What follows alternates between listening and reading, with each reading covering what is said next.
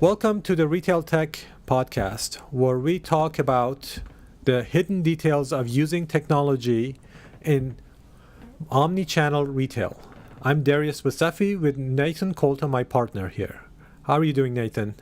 Oh, fantastic today. How are you? Great. Good talking to you again. So today we're going to be talking about APIs and retail APIs. So I was just wondering, how are these APIs used in retail? I know they're used in the computer world, but how does it get used in retail situations? Okay, great question. Today's software applications need to communicate and talk to each other to provide like a complete service to customers through a website or an app. And no company really provides, even if you're working with a partner, they don't handle everything that a complete system is going to need. So computers and applications need to be talking to each other. This communication format is called an API, or Application Programming Interface. API started out decades ago, initially as what was called EDI, electronic data interchange, and evolved through various versions like XML, JavaScript, SOA. Now the latest form of API is called the REST, R-E-S-T endpoints, where individual calls are made to actually do specific things and then provide that service. So why is this so important that we know these different types of APIs? What difference does it make? So APIs are used in every retail application. I should, I guess, say not every, because if your application is from 20 years ago, where actually I've seen some retailers that are still working on that, which is okay. It gets their work done. But if you have more, up-to-date current applications, there are APIs everywhere in the back end and also in the front end. So what's the key thing is, your customers, shoppers mainly, are using and accessing our, retailers' applications, like native apps, like on the App Store, iOS App Store or Android App Store, or the websites, in an on-demand format, and they expect when they load a page, they expect it to come up, and they expect it to provide as much information as possible for them to make a decision or to take the next action. What happens is that if you don't use an API format, you're going to jeopardize performance and also maintenance of these applications. So performance, of course, is very critical. We'll talk about it a little bit later. Maintenance is another thing. It's like, if you have a retail store, 1, 10, 100, 1,000, you're going to have to maintain your systems. And the more open and the more current your systems are, the less it's going to cost you in time and resources and money to maintain it and stay current with the customer. So that's why it's very important. You can't have an app or a website these days without multiple APIs. I see. So explain to me how this part works. Do you have to buy these APIs? Do you create them? How do they work?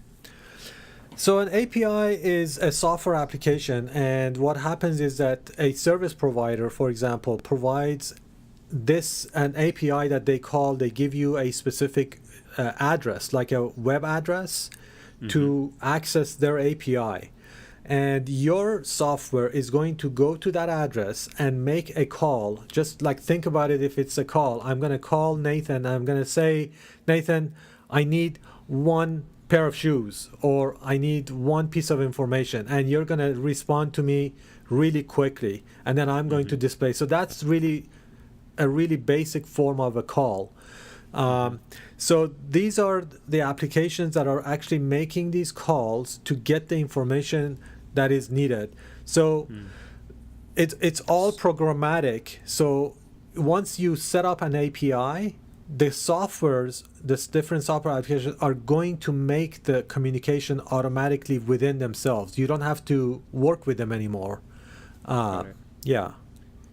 What are some like real life situations or examples that we could see in front of us where, oh my gosh, that's an API, how could we identify them or get a feel for what they are? What would you say, what's an example of that? So some of the most popular examples are, for example, payments and transaction processing. So if you are taking payments on your website or on your app, most likely 99.99, unless you're Visa or a bank, you are running, somebody else is running the transaction for you. So your system, your computer, your servers are going to make a call, perhaps multiple calls, to run a transaction. One to actually check the credit card. There is another one for a transaction to check the address, validation of the address. There's another one for for example, inventory control. So they're depending on how the system is set up, you're going to have multiple calls. So the other one is CRM systems. Let's say you are capturing some information from your customers and you're going to follow up with them, or you want to, for example, send them a confirmation email, anything that you want to do with the customer's information. That is probably most likely an API call, multiple API calls to different systems that capture and hold the different types of information. The other one is shipping, for example. Another, let's say you want to provide shipping information, you have to make a call to UPS, USPS, and FedEx, as some basic examples. So these are not like little scripts or something like that happens from like my database to my website. This is about like an outside thing. This goes from my system to someone else's system. Right. So APIs can be internal and can be external. So the modern software uses a lot of internal APIs as well. So let's say if you have an iOS app that you're providing to your customers, or even using for any reason, the standard way of doing, the best practice way of doing software for this application is to have your app talk to your back-end systems using internal APIs, endpoints, basically.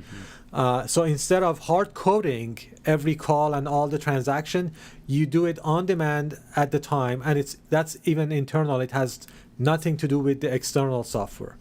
So there's both types, both internal and external. Got it. Okay.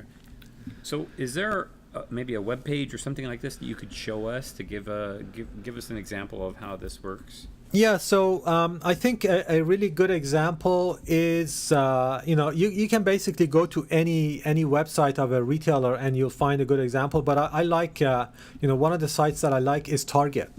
If you go to target.com and just hit any of the images or any of the ads on the front page, internal ads, they'll take you to a product information page. That product information page is where customers are going to get all the information about a specific product on there. So on here, and I'm looking at, for example, this Apple Watch page. There are images. There are multiple images here. So most likely, these images are not hosted in Target itself. They are hosted on a third-party software application company, and they are being displayed on the page using API calls. Okay. So when we're looking at Target.com, I guess right now it's holiday season, so we have lots of Christmassy things and things like that. But so these little ads and these little call-outs, these pictures, all of those don't really reside on Target.com. They actually reside somewhere else. Not necessarily. So, for example, if I look at some of the ads could be like, for example, a lot of times coupons. Coupons are handled from third-party companies. So if you see On Target.com, there's something called the Red Card. Red is a brand that's used for it's a charitable or a benefit corporation that's used for with some retailers. That is probably a link with an API call to an outside site. Lists and registries, for example, those can also be maintained by external companies. Gift cards, even weekly ads. So the bottom line is that when you go to Target's website, or if you go to their mobile app, what you see as a customer is a combination of information from different places around the world, all designed to show up on one page for you. And on the back end, everything is handled by API calls. So that's basically what it is. And really, as a conclusion, the reason I think this is so important for retailers, of course, I'm not thinking that any retailer is going to actually do this themselves. They all either have their own IT department or external consultants, software developers, vendors doing these things. But what's important is to really think about the type of software that they're going to use, how recent and how up to date are the APIs that they use. If they're using anything other than a REST endpoint APIs right now, I think you might be setting yourself up, you might be investing in old technology. And I would think really hard. Now, you can always get the latest technology depending on what you already have in place. Would be like would be like a limiting factor if they went with anything else. They would not be able to get in touch with all the different other services, databases that are out there that could be could work with an MPOS system going forward.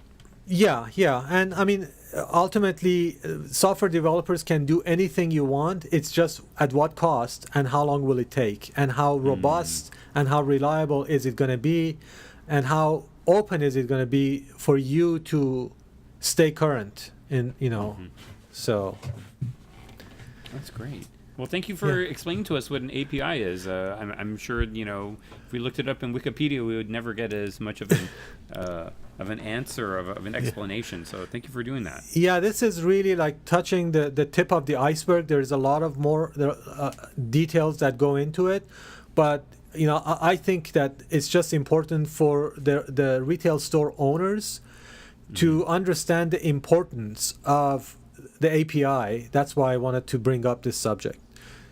Yeah, so I guess we can call this one, this episode good. You can always reach us at retailtechpodcast.com and learn more about me and Nathan. We're both entrepreneurs with retail-oriented software companies, and we have a lot of experience in retail, so we would love to answer any questions or discuss any other topics that you would like to have discussed. Thank you so much. Thanks, Nathan. Great talking to you. You too. Take care. Bye-bye.